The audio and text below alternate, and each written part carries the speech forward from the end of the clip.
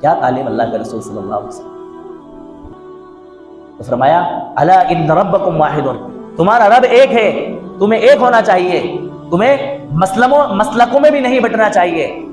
ولا تفرقوا، آپس میں تفرقہ بازی نہ ڈالو، فرقوں میں نہ بٹو. دیکھو مسلمانوں کا حال، بنا سوچے سمجھے، اپنا نفع اور نقصان دیکھے بغیر، اپنی جنت اور جہنم کا فیصلہ کیے بغیر تفرقوں کے اندر بٹے ہوئے، مذہبوں میں بٹ گئے. کوئی دیوبندی ہو گیا، کوئی بریلوی ہو گیا، کوئی شیعہ ہو گیا، کوئی سنی ہو گیا، کوئی اہل حدیث ہو گیا، فرقوں میں بٹ گئے. ولا تفرقوا، فرقوں میں مت بٹو. اور یہ فرقے پیدا کرنے والے وہی لوگ ہیں جنہوں کو مسلمانوں کی اجتماعیت سے زبردست خطرہ تھا، اور انہوں نے تاریخ کو پڑھا اور سیکھا کہ جب تک مسلمان اجتماعیت کے ساتھ رہے ہیں ہم مسلمانوں کا بال باقا نہیں کر پائے اور ان کا شیرازہ نہیں بکھیر پائے. لہٰذا ہمیں مسلمانوں کو بگاڑنے کے لیے، ان کو ختم کرنے کے لیے، ان کے شیرازے کو بکھیرنے کے لیے ان کی اجتماعیت کو ختم کرنا پڑے گا.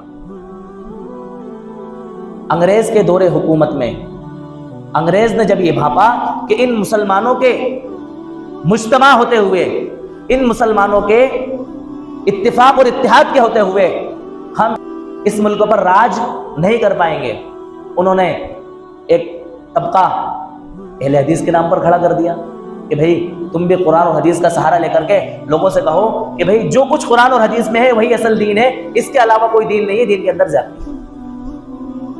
ان کے فالوورز ہو گئے. ایک اور طبقہ کھڑا کرا بریلویوں کے نام پر. انگریزوں سے پہلے یہ کچھ بھی نہیں تھا، دیوبندی، بریلوی، اہل حدیث کچھ نہیں تھا. ایک اور طبقہ کھڑا کر دیا بریلویوں کے نام سے کہ بھئی تم بھی دین کے نام پر اور عاشق رسول کے نام پر اپنی ایک الگ جماعت کھڑی کرو اور لوگوں کو بتاؤ کہ جو لوگ اذان سے پہلے صلاۃ و سلام نہیں پڑھتے، جو لوگ اللہ کے رسول پر درود نہیں پڑھتے، وہ گستاخ رسول ہیں. جو میلاد نہیں مناتے وہ کیا ہے؟ گستاخ رسول. یہ ایک چیز نہیں کھڑی کر دی. اب اس مسلک نے اتنا طول پکڑا کہ جو لوگ مسلک بریلوی کو فالو کر رہے ہیں وہ اپنے علاوہ لوگوں کو مسلمان سمجھتے ہی نہیں. اور ان کے علماء نے ایسا زہر لوگوں کے اندر بٹھایا کہ اگر تم نے مسلک اعلیٰ حضرت کے علاوہ کسی انسان کو سلام بھی کر لیا تو تمہارا نکاح ٹوٹ جائے. اب بھولے بھالے عام انسان کیا سمجھے اس بات کو؟ بتائیے. اس کو تو ڈرا دیا کہ اگر آپ نے مسلک اعلیٰ حضرت اہل سنت والجماعت کے علاوہ اگر کسی دوسرے انسان کو آپ نے سلام کر لیا تو آپ کا نکاح کیا ہو جائے گا؟ ختم. مسلک میں بٹ گئے. تو اللہ کے رسول صلی اللہ علیہ وسلم نے فرمایا الا ان ربکم واحد، تمہارا رب ایک ہے. لا فضل لعربی علی عجمی، کسی عربی کو کسی عجمی کے اوپر کوئی فضیلت حاصل نہیں. بھئی خاندانوں میں سب سے بڑا خاندان اور انسان دنیا میں بسنے والے لوگوں میں عرب، ان کا ایک مقام. صحیح النسب، ہمارے اپنے نسب تو آگے چل کے گھچ پچ ہو جاتے ہیں، ہمیں پتہ ہی نہیں ہے، 8-10 پیڑھیوں کے بعد میں ہم اپنے نسب کو نہیں یاد رکھ پائیں گے.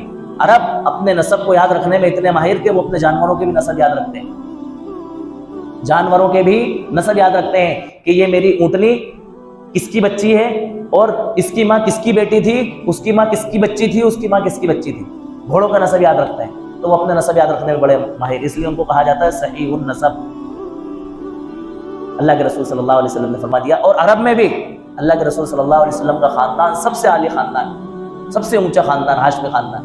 آپ نے دو ٹوک اعلان فرما دیا لا فضل لعربی علی عجمی، کہ کسی عربی کو کسی عجمی کے اوپر کوئی فضیلت حاصل نہیں ہے. اگر کوئی عربی یہ سوچے کہ میں تو عرب کا رہنے والا ہوں، اللہ کے رسول صلی اللہ علیہ وسلم کے خاندان سے ہوں، صحیح النسب ہوں، لہٰذا دوسرے لوگوں پر مجھے فوقیت اور فضیلت حاصل ہے، نہیں ہو سکتا.